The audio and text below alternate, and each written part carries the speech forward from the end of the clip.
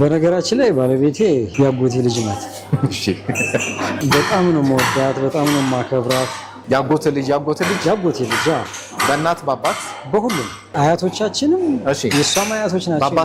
በአባቴ በኩል ያጎቴ ልጅ ናት።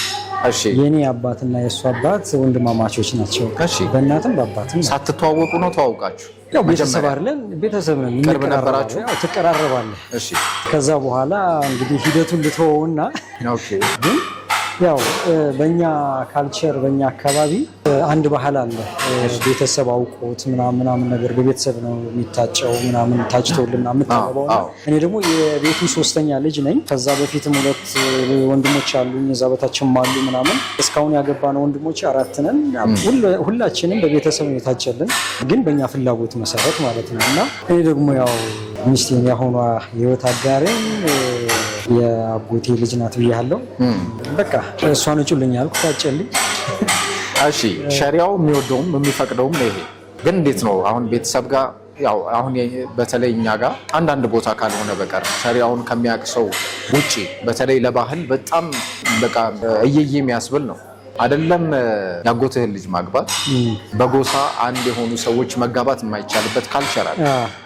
በጎሳ አንድ ቅርብ የሆኑ ሰዎች መጋባት አይችሉም። ትንሽ ፈተና አልገጠመህም? እንዴት ነው? የሚገርም እሱ ነው። ፈተና አልገጠመንም በእኔ በኩል። የሚገርም እዚህ ጋር ህይወቴን ነው የምኖረው። ገባ? አሁን ለምሳሌ አንዳንድ ግጭቶች ምናምን ይኖራሉ፣ ግን መጀመሪያ ላይ ከእሷ ጋር ይሄ ነገር ሽማግሌ ሲላክ ምናምን ነገር ያው ድንጋጤ ይፈጥራል በቤተሰብ በኩል ምናምን። ቤተሰብ አያውቅም ነበር መጀመሪያ ነው? ቤተሰብ አንተ ያጨኸው ካለ ንገረኝ ሲል ያው ባለቤቴ እሷ ናት ብለህ ስታሳውቅ የመደናገጥ አይነት ነገር እንደዛ አይነት ነገር የሚገርም ፊት ለፊት አይተን አይደለም ቤተሰቦችም የነገርኳቸው በስልክ ነው። እከሌን እጩልኝ ያልኳት ለእናቴ ነበረና እንግዲህ ድምጿን ነው የምሰማው፣ የፊቷን ስሜት አላውቅም። ፈርተህ ነው? ፈርቼ ነው በስልክ እንደዚህ እያሰብኩ ነው እና ምናምን ስላት ማንን አለችኝ። ታውቂያታለሽ ምናምን ነገር አልኳት። ገምች ምናምን አልኳት። አልገምትም ንገረኝ ምናምን ስትለኝ ያው የገጠር ናት፣ በገጠር ውስጥ ያደገች ተወልዳም ያለችም እናት ናት እና ያው ጥርጣሬም ነበራት ይመስለኛል። ዞር ብትይ አታጫትም ምናምን። እሺ ከዛ ስነግራት ምናምን አለች እሷ ናት ምናምን ነገር ብላ በጣም ደስተኛ ሆነች። በነገራችን ላይ መጀመሪያ ተቀበለች? ምንም ሳትቃወም ምንም እንዴት ሆነም ሳትል በፍጹም እናት እንዴት ናት? ጠርጥሬም ነበር አይነት ሙድ አራምዳ።